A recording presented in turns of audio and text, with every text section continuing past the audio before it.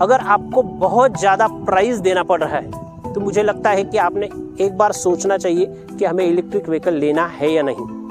दोस्तों, electric vehicle लेने का अगला जो नुकसान है या अगला जो प्रॉब्लम है वो है इसका चार्जिंग टाइम। हर एक दोस्तों साल 2023 में अभी भी इलेक्ट्रिक व्हीकल्स, जो भी इलेक्ट्रिक स्कूटर्स है, इलेक्ट्रिक कार्स है, इसमें इतना ज़्यादा वैरायटीज अभी भी अवेलेबल नहीं है। हेलो दोस्तों, आज मैं आपको इलेक्ट्रिक व्हीकल आपने क्यों परचेस नहीं करना चाहिए ये बताने वाला हूँ। इसके ऐसे 6 नुकसान बताने वाला हूँ जिस वजह से आपको इलेक्ट्रिक व्हीकल परचेस नहीं करना है। पिछले वीडियो में मैंने आपको इलेक्ट्रिक व्हीकल परचेस करने के 10 फायदे भी बताए थे, मगर कुछ इसके नुकसान भी है, वो भी आप अगर जानना चाहते हैं तो ये वीडियो आप जरूर आखिर तक देखिए। और अगर आप मेरे चैनल पर पहली बार आए तो वीडियो को जरूर लाइक कीजिए और चैनल को जरूर सब्सक्राइब कीजिए। तो चलिए दोस्तों, वीडियो को करते हैं शुरुआत। अगर आप साल 2023 में इलेक्ट्रिक व्हीकल लेना चाहते हैं, सबसे पहला इलेक्ट्रिक व्हीकल लेने का नुकसान है इसका जो भी प्राइस है वो ओवर प्राइस है। हर एक इलेक्ट्रिक स्कूटर का या हर एक इलेक्ट्रिक कार का आप प्राइस देखोगे तो बहुत ज़्यादा है। पेट्रोल और डीजल व्हीकल्स के मुकाबले इनका प्राइस लगभग 50-60 हज़ार रुपये ज़्यादा है।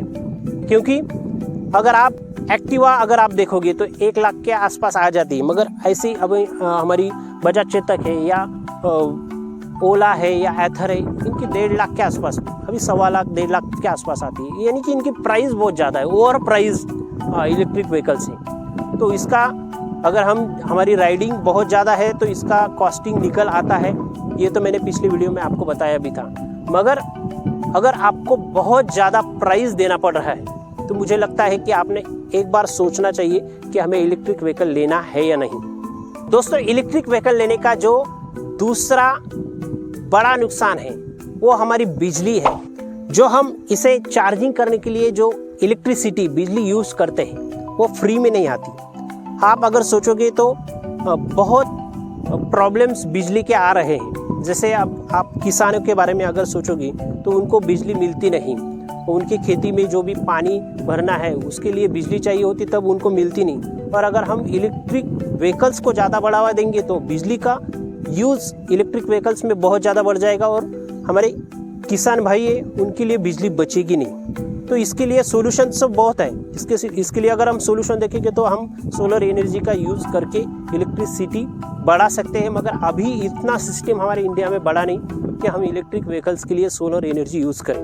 तो दोस्तों, ये बहुत बड़ा प्रॉब्लम है कि बिजली उतनी प्रोड्यूस नहीं हो रही जितना इलेक्ट्रिक व्हीकल के लिए फ्यूचर में चाहिए।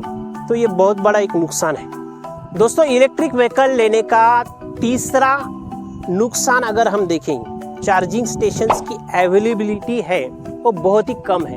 अभी भी हमारे इंडिया में इलेक्ट्रिक व्हीकल्स को चार्ज करने के लिए इतने ज़्यादा इलेक्ट्रिक चार्जिंग स्टेशंस अवेलेबल नहीं हैं। तो ये बहुत बड़ा मेजर इशू है। अगर हमें इलेक्ट्रिक व्हीकल यूज़ करना है तो अगर हम इसे कहीं दूर लेकर जाते हैं तो हमें ये चार्जिंग स्टेशन जगह जगह पे मिलने चाहिए, तभी हम इसे यूज़ कर पाएंगे। जैसे पेट्रोल डीजल के पेट्रोल पंप्स रहते हैं, वहाँ पर हम जाके पेट्रोल या डीजल फिल कर सकते हैं। वैसे इन इलेक्ट्रिक व्हीकल्स के चार्जिंग स्टेशंस रोड पे, हाईवेज पे, सिटीज़ पे, रूरल एरिया में भी अवेलेबल होने चाहिए, तभी इलेक्ट्रिक व्हीकल्स हम यूज़ कर पाएंगे और तभी इनका सेल ज़्यादा बढ़ेगा। क्योंकि हमें एक दायरे में रह के इसे चलाना पड़ता है। हम घर पे ही चार्ज करके निकलते हैं और घर पे ही वापस आते, इतना ही हम चला पाते हैं। अगर कहीं दूर लेके, अगर हमें बजाज चेतक को मुझे लेकर जाना है और मुझे 200 किलोमीटर जाना है तो बहुत मुश्किल है, बीच में चार्जिंग स्टेशन मिलेगा या नहीं, या कोई घर पे किसी के चार्ज करने नहीं देगा।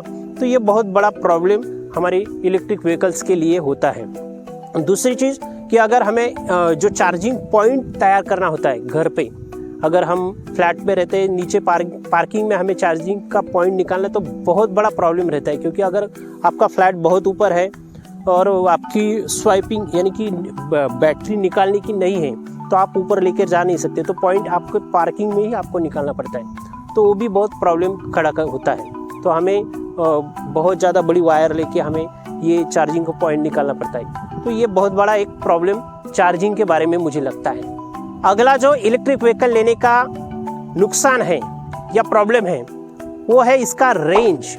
हर एक इलेक्ट्रिक व्हीकल का जो रेंज चाहिए, अभी भी इतना रेंज कोई भी कंपनी दे नहीं पा रही, क्योंकि बैटरी की जो भी सिस्टम है वो चेंज होगी, आगे बढ़ेगी रेंज। लेकिन अब जितनी रेंज मिल रही है, अगर स्कूटर्स की रेंज हमें 150-200 किलोमीटर मिल जाती तो अच्छा होता, अगर कार की रेंज हमें 600-700 किलोमीटर मिल जाती तो अच्छा होता। मगर अभी भी इंडिया में इतने अच्छे इलेक्ट्रिक स्कूटर्स या इलेक्ट्रिक कार्स अवेलेबल नहीं हैं इतनी रेंज दे सके। और अगर 400, 300, 350, 400 किलोमीटर की रेंज वाले कार्स देखोगे तो बहुत उसकी कॉस्ट बहुत ज़्यादा है।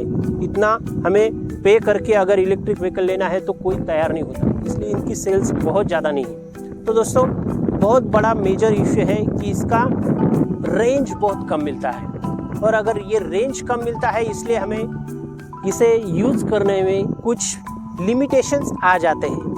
तो दोस्तों इलेक्ट्रिक व्हीकल यूज़ करने में इसकी कम रेंज ये बहुत बड़ा मेजर इशू है। मेरे हिसाब से इलेक्ट्रिक व्हीकल में 150 किलोमीटर भी रेंज बहुत कम है, क्योंकि अगर हम कहीं दूर निकल जाते हैं तो इसकी रेंज अच्छी होनी चाहिए। और कार की रेंज भी अगर हम देखेंगे तो 400-500 भी कम होती है, क्योंकि हम कार लेकर जाते हैं, कभी दूर जर्नी पे जाते हैं तो 400-500 के ऊपर ही रिटर्न जर्नी होती है।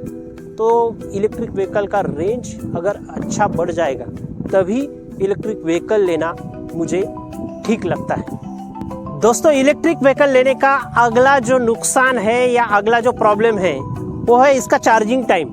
हर एक इलेक्ट्रिक स्कूटर को चार्ज करने के लिए लगभग 4 से 5 घंटे लगते हैं, या किसी भी इलेक्ट्रिक कार को चार्ज करने के लिए 7, 8, 10 घंटे लग जाते हैं। तो ये चार्जिंग का टाइम बहुत बड़ा इशू होता है, क्योंकि हमें अगर दूर जाना है तो बहुत पहले हमें ये दिमाग में रखना पड़ता है, प्लानिंग करके रखना पड़ता है कि हमें बहुत दूर जाना है, इसलिए हमें इसको चार्जिंग पे पहले से ही लगा देना है। जैसे कि पेट्रोल और डीजल की व्हीकल के बारे में ऐसा होता नहीं, कभी भी हम सोचे तो निकल पड़ते हैं, रास्ते में कभी भी पेट्रोल डीजल फिल कर लिया और चल दिए।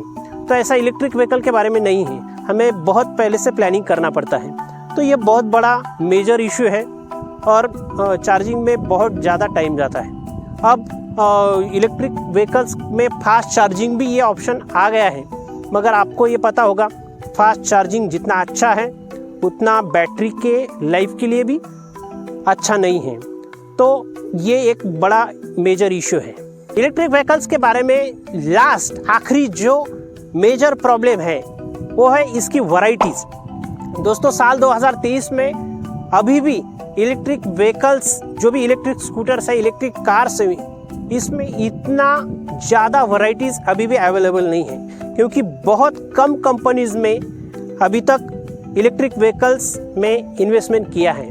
तो अगले 4-5 सालों में बहुत सारी कंपनीज इलेक्ट्रिक व्हीकल्स में आ जाएंगी, मगर अब साल 2023 में ज़्यादा ऑप्शंस आपके पास है नहीं, बहुत कम ऑप्शंस है और उनमें से ही आपको चॉइस करना है। तो दोस्तों इलेक्ट्रिक व्हीकल्स में जो भी अवेलेबिलिटी है वो भी कम है और ऑप्शंस भी कम है, तो ये बहुत बड़ा मेजर इशू है। तो दोस्तों ऐसे जो 6 मैंने आपको प्रॉब्लम्स या नुकसान इलेक्ट्रिक व्हीकल लेने के बताए वो बहुत इम्पोर्टेंट है। आप इलेक्ट्रिक व्हीकल लेना चाहते हैं साल 2023 में तो ये वीडियो आप फिर से दोबारा देखिए और ये पॉइंट्स को आपके दिमाग में रखिए, तभी आप इलेक्ट्रिक व्हीकल लेने का सोचिए। और अगर इलेक्ट्रिक व्हीकल लेने के आपको फ़ायदे भी जानने हैं तो पिछला वीडियो मेरा ज़रूर देखिए, आई बटन में उसका मैं लिंक दे दूंगा, क्योंकि उसमें मैंने 10 फ़ायदे इलेक्ट्रिक व्हीकल लेने के बताए, वो भी बहुत अच्छे हैं। वो आप फ़ायदे एक बार देखिए और नुकसान या प्रॉब्लम आप एक बार देखिए और फिर आपका डिसीजन इलेक्ट्रिक व्हीकल लेने का कीजिए। तो दोस्तों ये वीडियो अगर आपको अच्छा लगा तो वीडियो को ज़रूर लाइक कीजिए और मेरे चैनल को ज़रूर सब्सक्राइब कीजिए। Thank you very much.